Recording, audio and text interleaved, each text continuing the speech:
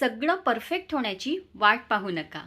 आपण अनेकदा म्हणत असतो, मुलं मोठी झाली की मग वेळ मिळेल. पैशांची थोडी बचत झाली की मग एखादी वस्तू घेईन. स्वतःचं घर झालं की मग आराम करेन. सगळ्या जबाबदाऱ्या एकदाच्या संपल्या की मग फिरायला जाईन. पण खरं सांगायचं तर आयुष्य कधीच परफेक्ट होत नाही. एक समस्या संपली की दुसरी समोर येते. म्हणून आयुष्य परफेक्ट होण्याची वाट पाहू नका. ते पीसफुल कसं होईल याचा विचार करा.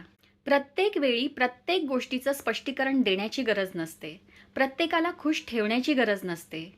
प्रत्येक गोष्ट मनाला लावून घेण्याची गरज नसते आणि प्रत्येक गोष्ट परफेक्ट करण्याचीही गरज नसते. काही गोष्टी आपल्या मनासारख्या नाही होत, पण ते स्वीकारायला पाहिजे. स्वतःसाठी थोडा वेळ काढा. तुम्हाला आवडणाऱ्या गोष्टी करा. ज्यांच्यासोबत तुम्हाला शांतता मिळते, प्रोत्साहन मिळते, अशा लोकांसोबत राहा. कारण परफेक्ट आयुष्य कदाचित कुणाचंच नसतं.